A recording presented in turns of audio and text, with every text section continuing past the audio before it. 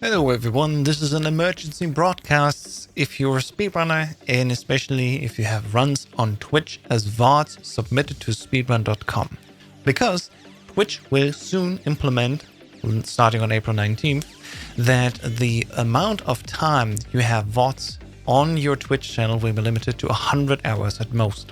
They decided to make this change because apparently this says highlights haven't been effective for viewer discovery and account for less than 0.1% of hours watched on Twitch. Managing storage costs helps us invest in better viewer engagement tools like clips in the mobile feed. That's what they say. Let's be honest.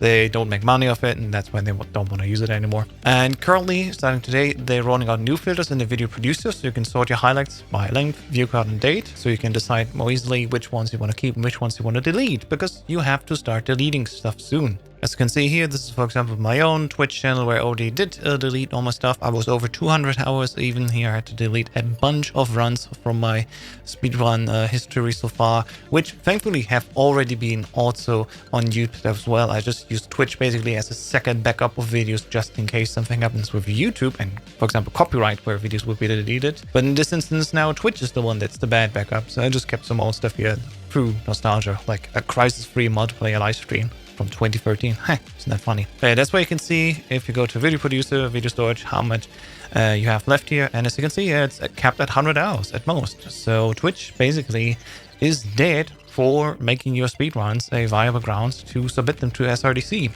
So this is the official news. I will also link here this official help article if you want to read it yourself, of course. And what can you do now? Well, starting from now on, some communities are discussing if they even want to accept Twitch Vods anymore, or Twitch highlights for submissions for speedrun.com.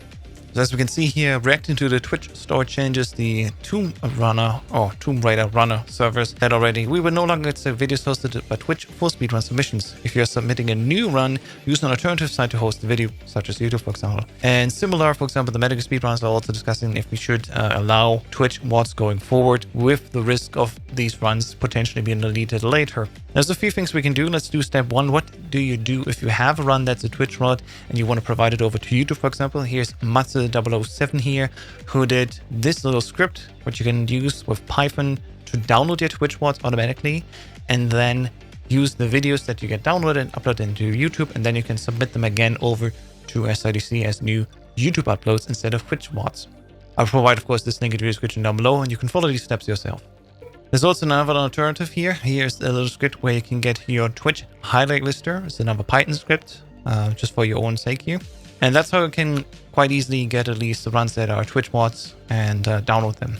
And of course, then you have to upload them somewhere like YouTube. And what do you do if you want to stream still to Twitch, but then have a nice and easy, accessible YouTube VOD? Well, the one thing is, of course, you can still just stream on Twitch, make a highlight of your video, use that highlight, and then let Twitch put that over to YouTube. Or my alternative suggestion for you is that you already just multi-stream over to YouTube and Twitch at the same time.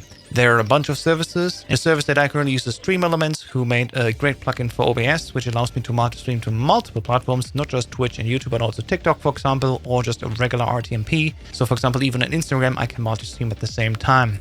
And there's a long article that you can see here. And as you can see, it also goes to Twitch, YouTube, and YouTube Short Speed, TikTok, Cake, X, Trovo, and of course the custom RTMP, so anything you want really. And it's also quite easy to provide. I will provide this link, of course, for you.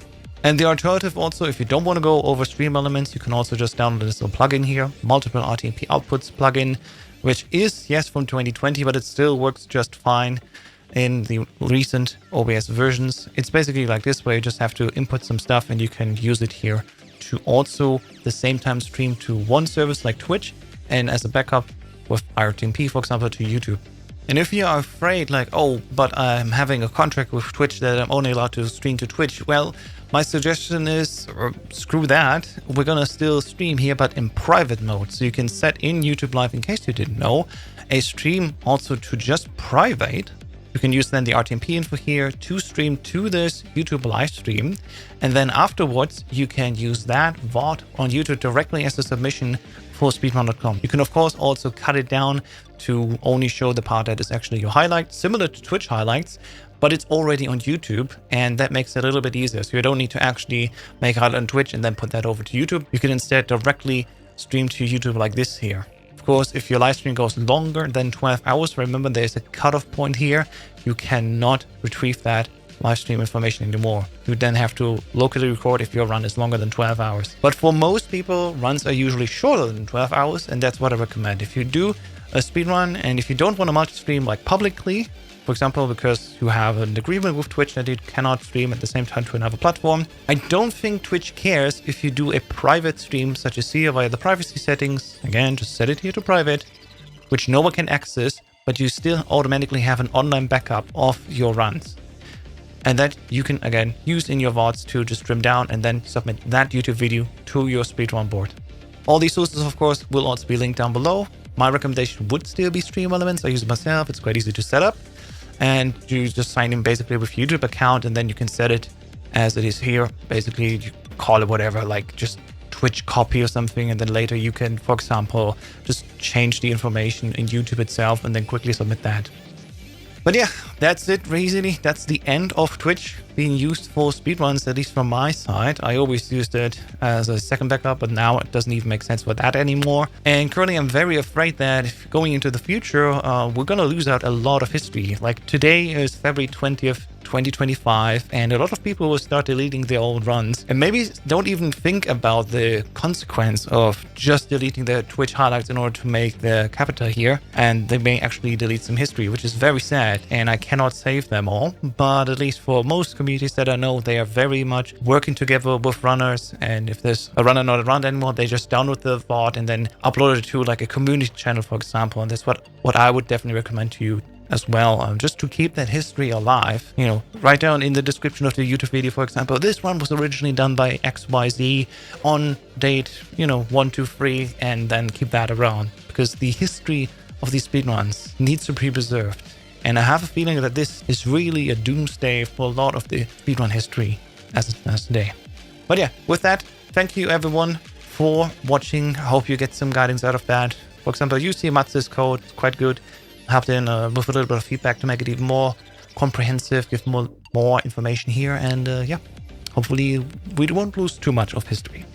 But that's it from my side. Thank you everyone for watching and have a nice day. Bye bye.